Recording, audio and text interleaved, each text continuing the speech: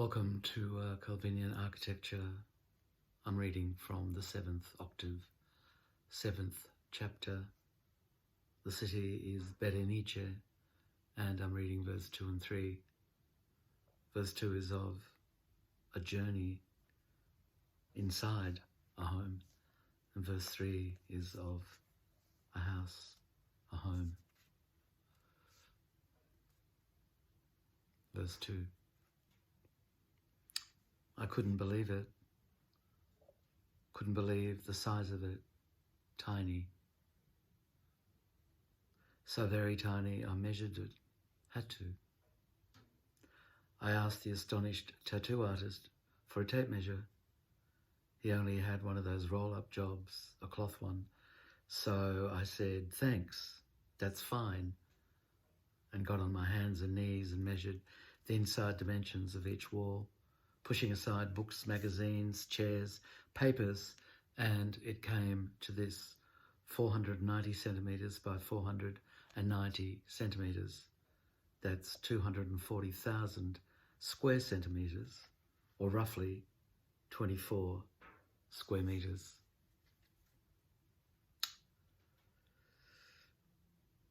That's where the 6 of us lived, in 24 square metres. Earlier this morning I was determined to enter to see it, even when I was still up at San Giusto, and just as I got under the windows there was someone looking out. "Can I come up?" I said. "Yes, we're open now," said the young woman at the window. 2 flights up, and there it was. She opened the door, on it a sign that said, "Black Blood Tattoo Artists." The tiny room filled with body-piercing equipment, chairs, indoor plants, images of Indian saints. I walked around and round, but of course it didn't take long. A few steps in each direction. "I was born here," I said in an uncertain voice. "Yeah?" said the girl disbelievingly after a while. After she looked around as if for the first time, she added, "Really?" She handed me a piece of tattered newspaper from 1954. "I found it under the floor when we ripped the lino up," she said. On it, a handwritten shopping list in a child's handwriting. 1 potato, 1 tomato, 1 spoonful of conserve.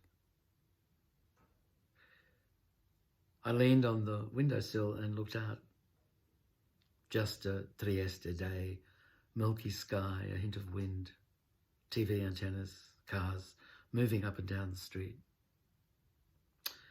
Turning back, my face must have had a very strange expression, because she cried, "Oh my God, what did you see?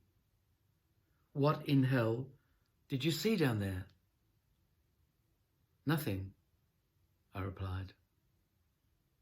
"Nothing, just the normal."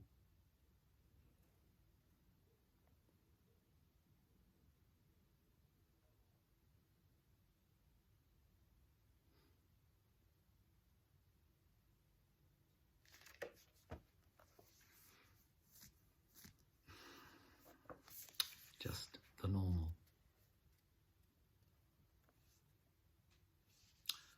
Verse 3.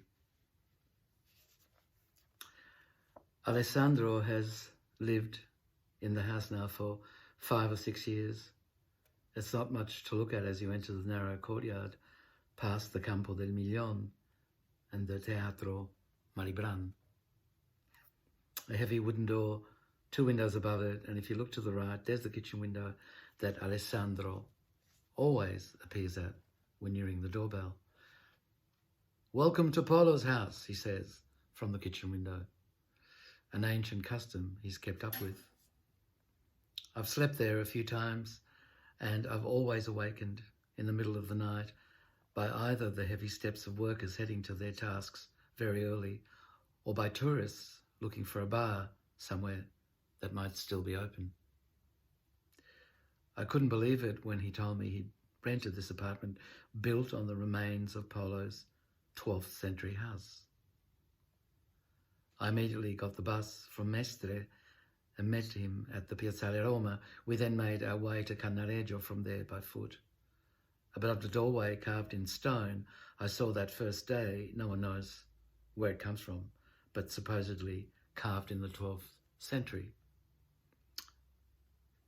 A bas relief scene depicting a man being led, blindfolded, through a city by another man who's obviously the guide, though he's similarly blindfolded. No one has ever said anything about this stone carving, and each time I've tried to start a conversation with Alessandro about it, he's found reason to change the subject. I'm not reading anything into that, of course, but I would like to know what he thinks about this.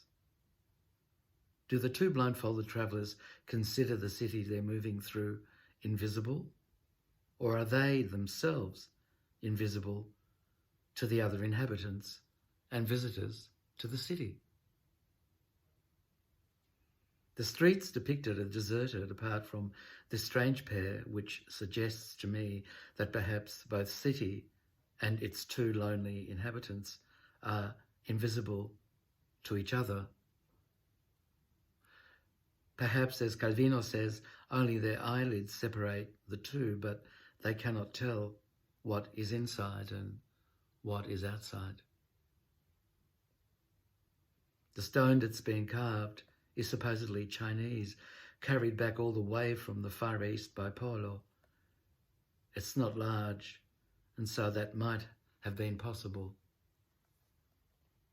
Perhaps a long, slow journey through all the world's vicissitudes, back here to the home that is Venice. A shorthand, anyhow, has carved it, as there are no visible second guesses.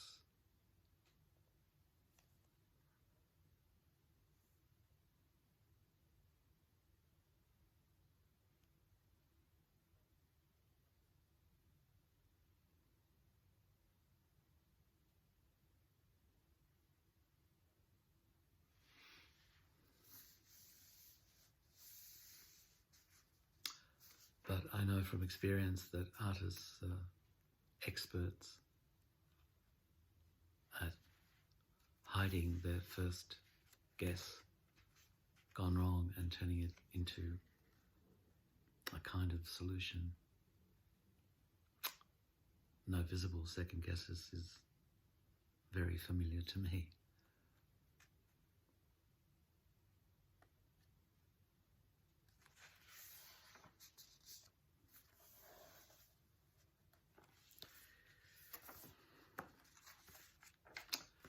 Tomorrow is the last story, the 7th octave, the 8th chapter, the Khan's Atlas. We've moved through all of this unimaginably quickly.